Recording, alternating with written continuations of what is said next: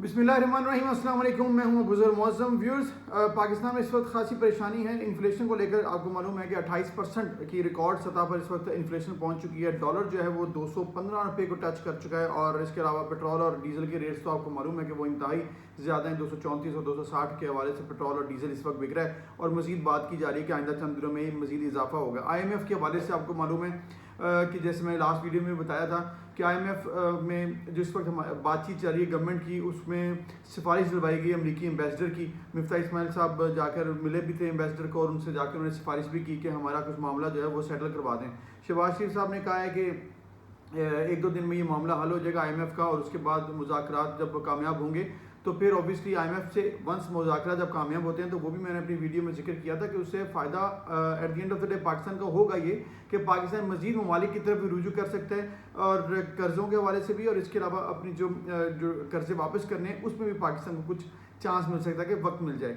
अच्छा, इस सारे मामले में गवर्नमेंट तो अपनी जगह चल रही है, शहबाज शरीफ साहब काम कर रहे हैं जो कि उनसे अभी हो तो नहीं रहा, फ्रूटफुल अंदाज में निकल तो नहीं रहे रिजल्ट्स, लेकिन फिर भी गवर्नमेंट के हाथ पैर जो मारना होता है गवर्नमेंट ने आकर वो कर रही है। लेकिन इस सब में सबसे ज़्यादा परेशानी और गुस्से में जो इजाफा है ना वो किसका हो रहा है वो मैं आपको बताता हूँ। वो है जी मरियम सफदर साहिबा का। मरियम सफदर साहिबा जो कि मरियम सफदर भी कहलवाना पसंद नहीं करती हैं और मरियम नवाज़ वो चाहती हैं कि मुझे लोग कहें, क्योंकि अगर वो मरियम नवाज़ नहीं कहलवाएंगी तो फिर रॉयल फैमिली से उनका उस तरह से रिलेशन नहीं बनता, टच नहीं आता कि जी मैं रॉयल हूँ। और आपको मालूम है कि वो अपने आप को रॉयल ही समझती हैं और वो अपने आप को हुक्मरान, डिफेक्टो हुक्मरान ही समझकर इस वक्त चल फिर रही हैं मुल्क में। बाहर तो वो जा नहीं सकती हैं इस वक्त जो सिचुएशन है। दिल तो उनका बड़ा कर रहा था, बीच में उन्होंने ये भी कहा कि मैंने इलाज करवाना है, फिर उन्होंने ये भी कहा कि मैंने बाहर जाके वालिद साहब को मिलना है, फिर उन्होंने ये भी कहा कि मैं वालिद साहब को जाके जो इजलास जिन दिनों होना था लंदन में, खुसूसन नवाज शरीफ साहब ने जो बुलाया था उसमें भी वो जाना चाहती थी, वो जा नहीं सकी। केसेस उनके ऊपर हैं, जमानतों पर वो हैं। अच्छा, ये सबसे बहुत अहम मामला है इस वक्त। मरीम नवाज़ की जो फ्रस्ट्रेशन है ना वो बहुत बढ़ती जा रही है। मरीम नवाज़ की फ्रस्ट्रेशन इसलिए बढ़ती जा रही है क्योंकि शहबाज शरीफ साहब वज़ीर आज़म पाकिस्तान है और शहबाज शरीफ साहब के बेटे हमजा शहबाज जो हैं वज़ीर आला पंजाब में, और आइंदा आने वाले दिनों में वो मज़ीद मजबूत भी हो जाएंगे। मियाँ शहबाज शरीफ और मरीम नवाज़ का जो ताल्लुक है वो सबको मालूम है, क्योंकि वो मरीम नवाज़ असल में वज़ीर आज़म बनना चाहती थी, लेकिन चूँकि वो भी नाअहल हैं, वो इलेक्शन ही लड़ सकती हैं, उनको किसी तौर पे भी अभी रिलीफ मिलने का कोई चांस नज़र नहीं आ रहा क्योंकि कोई हालात ऐसे बन नहीं रहे, तो इसलिए वो जब वो नहीं बन सकें तो फिर मरीम नवाज़ साहिबा को वही मजबूरन मानना पड़ा कि शहबाज शरीफ साहब वज़ीर आज़म बन जाएँ। अच्छा, इसके अलावा एक और बड़ा अहम मामला है, नवाज शरीफ साहब और शहबाज शरीफ साहब जो है ना उनकी आपस में प्यार मोहब्बत इज़्ज़त और एहतराम की ऑब्वियसली उसमें कोई ऐसी दो राय नहीं है कि वहाँ पे कोई कमी है, लेकिन जो असल प्रॉब्लम है ना वो है हमजा शहबाज और मरीम नवाज़ में। मरीम सफदर और हमजा शहबाज में ये प्रॉब्लम है कि मरीम सफदर नहीं चाहती हैं कि हमजा शहबाज की जो रूट्स हैं वो पंजाब में खुसूसन लाहौर में मज़ीद मजबूत हो जाएँ।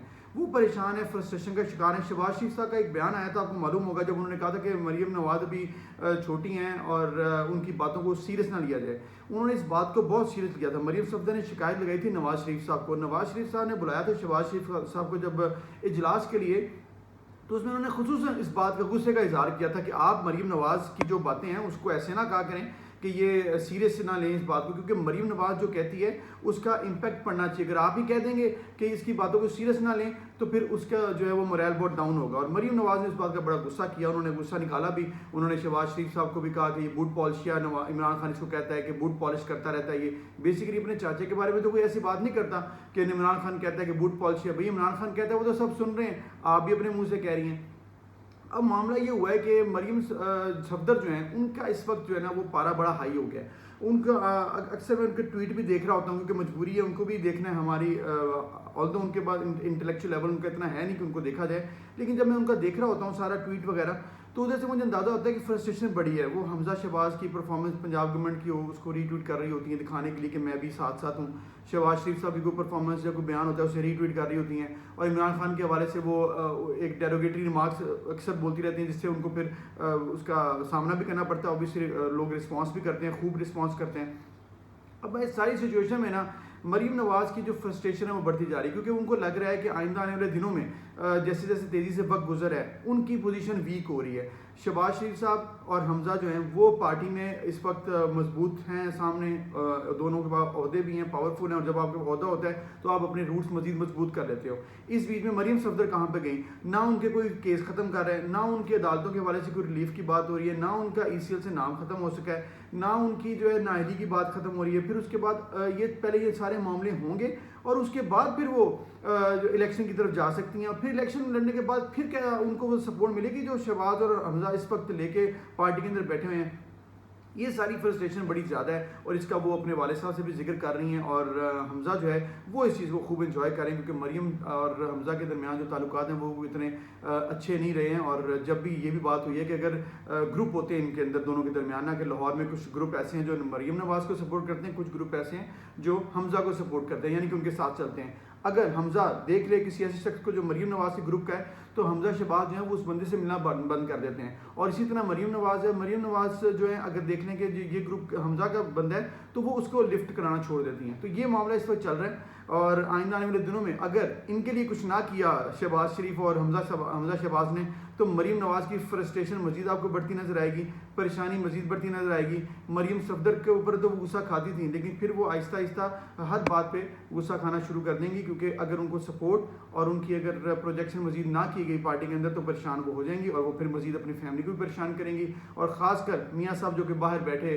बड़ी खूबसूरत तस्वीर भी उनकी आई थी, नजम शेट्टी के साथ इलाज करवा रहे थे एक बड़ी अच्छी सी कश्ती के ऊपर जिसमें बेड भी लगा हुआ था, वो इलाज करवाने के लिए बाहर गए हैं, उनको वो मज़ीद तंग करेंगी। देखते हैं जी आइंदा आने वाले दिनों में मरीम नवाज़ की फ्रस्ट्रेशन कब जाकर जो है वो उनका थ्रेशोल्ड लेवल जो है वो पहुंच जाए, और वो फिर अपने गुस्से का इज़हार पब्लिकली कहीं पर कर देंगी। लेकिन आपको मैं बता दूं ये होने वाला है अनकरीब। अपना ख्याल रखिएगा।